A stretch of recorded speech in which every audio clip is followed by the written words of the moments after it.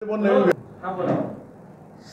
जुलै रोजी जिल्हा नियोजनच्या बैठकीमध्ये सन्माननीय पालकमंत्री यांना जवाब दो आंदोलन आम्ही शिवसेना उद्धव बाळासाहेब ठाकरेच्या पक्षाच्या वतीने आम्ही करणार आहोत।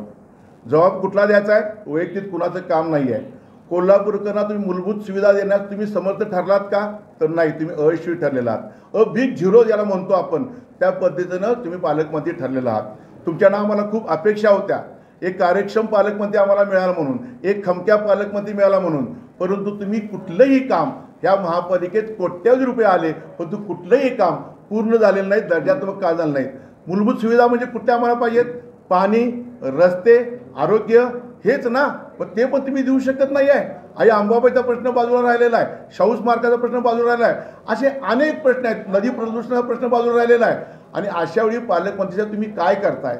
मग आमचा प्रश्न असा आहे की तुमच्यासमोर आम्ही येणार आहोत, आत घुसणार आहोत डीपीटीसीमध्ये, तो आमचा अधिकार आहे प्रश्न मांडायचा।